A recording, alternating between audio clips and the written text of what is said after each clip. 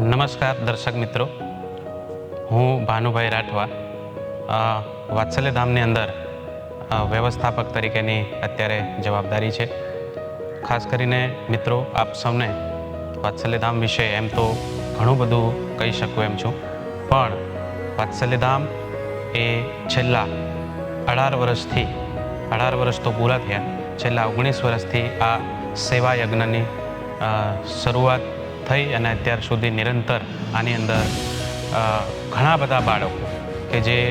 કોઈ ગરીબ હોય, નિરાધાર હોય, માતા પિતાની છત્રછાયા ગુમાવી બેઠું હોય એવું બાળક હોય, જે શિક્ષણથી વંચિત હોય, શિક્ષણ લેવાના સમયે, શિક્ષણ લેવાની ઉંમરે એને કોઈક ને કોઈક અસામાજિક પ્રવૃત્તિની અંદર જોડાવવું પડતું હોય, એવું પરિસ્થિતિવશ બાળકો અહીંયા વાત્સલ્યધામ આવી અને એજ્યુકેશન લઈ અને આ 19 વર્ષની જર્નીની અંદર અત્યાર સુધીમાં લગભગ 1450થી વધારે બાળકો અહીંયાથી અભ્યાસ કરીને ગયા, અહીંયાથી સંસ્કાર લઈને ગયા. ખાસ કરીને મિત્રો, વાત્સલ્યધામ એ કોઈક એક સ્પેશિયલ ધર્મ કે જ્ઞાતિ ના આધારે કે એના પર કામ કરવાવાળી જગ્યા નથી. વાત્સલ્યધામની અંદર કોઈ પણ ધર્મ, કોઈ પણ જ્ઞાતિ અને કોઈ પણ વિસ્તારનું બાળક જેને જરૂરિયાત છે એવું બાળક અહીંયા વાત્સલ્યધામની અંદર આવી અને શિક્ષણ લે. આવા ઘણા બધા બાળકો, કોઈ બ્રાહ્મણ હોય, કોઈ ક્ષત્રિય હોય, કોઈ મુસ્લિમ હોય, કોઈ ક્રિશ્ચન પણ હોય, એવા બધા જ બાળકો સાથે શિક્ષણ લઈ, સાથે સંસ્કાર મેળવી અને સાથે એનું ઘડતર થઈ અને આજે સમાજની અંદર એ પુનઃસ્થાપિત છે. સમાજની અંદર ખૂબ સારા સ્ટેજ પર અત્યારે અમને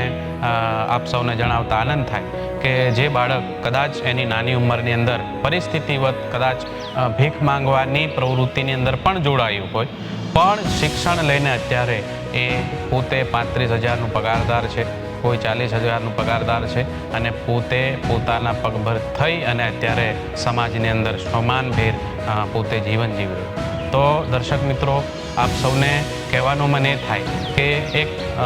વાત્સલ્યધામની અંદર અમે એક કાર્યકર્તા તરીકે જોડાયા ત્યારથી લઈ અને વાત્સલ્યધામ અને મુરબ્બી શ્રી વસંતદાદા અમને જે ધીરે અમને જે વિઝન મળ્યું, અમને જે વિચારો મળ્યા, અમને જે સેવા પ્રત્યેની જે સમર્પણ ભાવના મળી, એ આ વાત્સલ્યધામની અંદર કામ કરતા મુરબ્બી શ્રી વસંતદાદાના માર્ગદર્શન નીચે અમને પણ એ